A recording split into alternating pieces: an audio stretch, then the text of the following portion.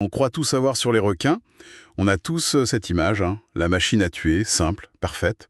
Mais les sources qu'on explore aujourd'hui, elles racontent une histoire complètement différente. Une histoire de finesse, de temporalité qui défie l'imagination et de drames familiaux.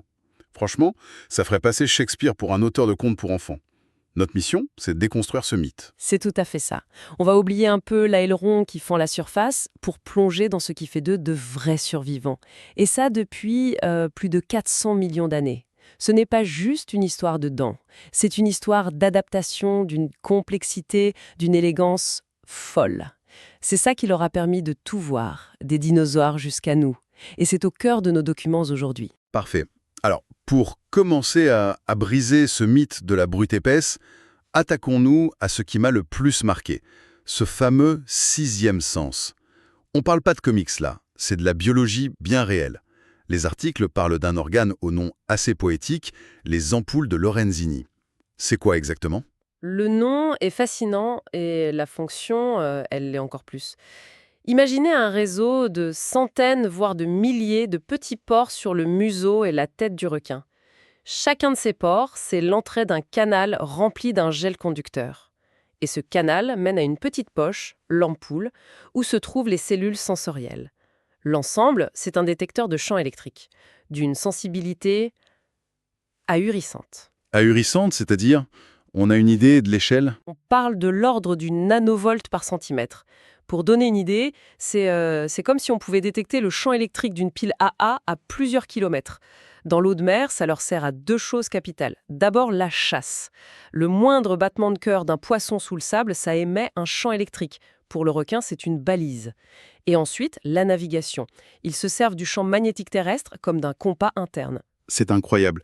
Et ce qui ressort d'une des études, c'est qu'on a enfin compris d'où venait ce super pouvoir. Apparemment, ça vient de la crête neurale. Pourquoi c'est une découverte si importante? C'est une découverte fondamentale. La crête neurale, c'est un groupe de cellules souches qui apparaît très très tôt dans le développement de tous les vertébrés. C'est une sorte de boîte à outils évolutive d'une polyvalence dingue. Ces cellules, elles migrent partout et se transforment en neurones, en une partie des os du crâne, les cellules qui pigmentent la peau. Attendez, donc si je comprends bien, ce n'est pas un gadget ajouté juste pour le requin. C'est comme si l'évolution avait pris une pièce de la boîte à outils de base de tous les vertébrés, y compris la nôtre, et qu'elle l'avait utilisée pour construire un capteur de science-fiction. C'est vertigineux. C'est exactement ça. Le vertige vient du fait que ce sens si exotique est enraciné dans un patrimoine qu'on partage. Ça montre que le potentiel de la crête neurale était encore plus vaste qu'on ne le pensait. Et l'étude voit même plus loin. Elle a décodé comment ces cellules savent où aller pour former ce réseau si parfait. Oui, il parle d'une sorte de carte moléculaire. C'est là que ça devient un peu technique, avec des noms comme F-ephrine. Comment ça marche en termes simples? Alors, imaginez que la tête de l'embryon, c'est une ville en construction. Les cellules de la crête neurale, ce sont les ouvriers qui doivent installer le réseau électrique. Le système éphrine, eh bien, ça agit comme un GPS biologique. Certaines molécules, les éphrines, sont des balises qui disent « installer une ampoule ici ». D'autres, sur les cellules, les récepteurs F, leur disent « suivez cette route, mais pas celle-là ». C'est un dialogue chimique, une véritable chorégraphie moléculaire qui guide tout à la perfection. Un GPS biologique. C'est fascinant. Cette complexité brise déjà l'image du prédateur simplet. Mais cette sophistication, on la retrouve aussi dans leur adaptation à des environnements complètement extrêmes. Prenez le requin du Groenland par exemple. Là, ce n'est plus une question de sens, mais de temps. Absolument. On passe d'une adaptation à l'espace à une adaptation au temps. Le requin du Groenland, c'est une créature qui semble sortie d'un autre monde. C'est le vertébré qui a la plus longue durée de vie connue. Les sources donnent des estimations qui donnent le tournis. On parle d'une longévité minimale de 272 ans et qui pourrait même dépasser les 500 ans. 500 ans? Ça veut dire qu'il y a des requins aujourd'hui qui sont nés sous le règne de Louis XIV. Mais comment c'est possible? Surtout dans les eaux glaciales et profondes de l'Arctique. Toute sa biologie est réglée sur un tempo incroyablement lent. Sa croissance, c'est à peine 1 centimètre par an. Et il atteint sa maturité sexuelle, tenez-vous bien, autour de 150 ans. 150 ans. Un siècle ébui avant de pouvoir se reproduire. Mais dans un monde régi par la survie du plus apte, où tout est une course à la reproduction, comment l'évolution a pu favoriser une stratégie aussi lente? Ça semble complètement contre-intuitif. C'est une excellente question. La réponse, elle est dans son environnement, les abysses de l'Arctique. C'est un monde de froid, d'obscurité, de pression extrême, mais aussi très stable, où l'énergie est rare. Du coup, la vitesse n'est pas un avantage, c'est un gaspillage. La stratégie gagnante, c'est l'économie d'énergie. Et sa biochimie est une merveille d'adaptation. Ses tissus sont gorgés d'urée, comme beaucoup de requins, et d'une autre molécule, le TMAO. Le TMAO. Oui, l'oxyde de triméthylamine. C'est la clé. L'urée, à haute pression, déforme les protéines. Le TMAO, lui, c'est un osmoprotecteur. Il se lie aux protéines et les rigidifie juste assez pour contrer les effets de la pression et de l'urée. C'est comme une armure moléculaire qui permet à la machinerie cellulaire de fonctionner. Au ralenti, mais parfaitement, pendant des siècles. D'accord, sa biochimie le protège. Mais il y a un autre paradoxe. C'est l'un des poissons les plus lents du monde, avec une vitesse de croisière de 1,2 km/h. Pourtant, on a retrouvé des restes de phoques dans son estomac. Comment c'est possible? Ah, ça a été une énigme pendant longtemps. L'hypothèse la plus probable, c'est que c'est un prédateur furtif, une sorte d'assassin silencieux. Il est presque aveugle, souvent à cause d'un parasite sur sa cornée, mais dans le noir absolu, ça n'a pas d'importance. Il se déplace sans un bruit et on pense qu'il tend des embuscades aux phoques. Quand ils dorment dans l'eau, la proie ne le voit jamais, ne l'entend jamais arriver. C'est plausible, mais un peu facile, non? J'ai du mal à imaginer un prédateur de cette taille qui compte juste sur la sieste de sa proie. C'est vrai. Et c'est pour ça qu'il ne faut pas oublier sa deuxième casquette, celle de charognard. Les sources sont formelles là-dessus. Son odorat est excellent, il peut repérer une carcasse à des kilomètres. On a retrouvé dans son estomac des restes d'ours polaires, de rennes et même un cheval. C'est le grand nettoyeur des fonds arctiques. Et il y a ce détail presque légendaire, sa chair fraîche et toxique, hallucinogène même, à cause de cette concentration d'urée et de TMAO. La légende inuite de Skalukswak, c'est une façon très imagée de lier la créature à cette chimie. Tout à fait. Et ça a donné naissance à des traditions culinaires extrêmes, comme le hakar l'islandais.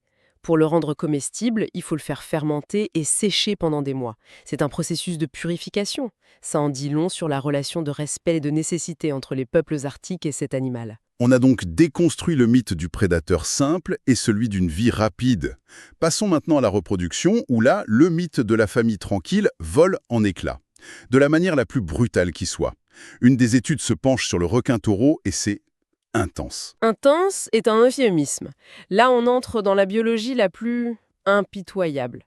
Le requin-taureau pratique ce qu'on appelle l'adelphophagie. Ça vient du grec « manger son frère ». Attendez, manger son frère, c'est littéral, hein. On parle de cannibalisme avant la naissance. C'est exactement ça. La femelle a 2 utérus. Au début, chaque utérus contient plusieurs embryons, de pères différents potentiellement. Mais le premier embryon à éclore, celui qui est un peu plus grand, un peu plus développé, se retourne et dévore systématiquement tous ses frères et sœurs. À la fin, après presque 1 an de gestation, il ne reste que 2 survivants, un par utérus, les champions du combat à mort. C'est fou. Et l'étude met en lumière une conséquence génétique fascinante. Les chercheurs ont vu que les femelles s'accouplent avec plusieurs partenaires. C'est la polyandrie comportementale. Mais quand ils ont analysé l'ADN des 2 petits qui naissent, ils venaient très souvent d'un seul et même père. On a donc une monogamie génétique qui émerge de cette polyandrie. Et voilà où ça devient passionnant. Ça déplace complètement l'arène de la sélection naturelle. D'habitude, la compétition, c'est entre les spermatozoïdes. Ici, c'est juste la première étape. La vraie compétition, la plus féroce, se déroule entre les embryons eux-mêmes. L'utérus devient une arène de gladiateurs. Mais qu'est-ce que ça favorise comme trait, du point de vue de l'évolution? Ça favorise des traits qui ne servent à rien après la naissance, mais qui sont cruciaux pour gagner cette première bataille. Une croissance embryonnaire ultra rapide, un développement précoce des yeux, et surtout l'apparition très rapide de petites dents. Ces dents, elles ne servent pas à chasser du poisson, elles servent à commettre le premier fratricide. Le gagnant, c'est le prédateur le plus précoce dans le ventre de sa propre mère. On a couvert la naissance et la vie, mais le quotidien, le simple fait de se reposer, Ça paraît simple, mais pour un requin, même dormir, c'est un défi.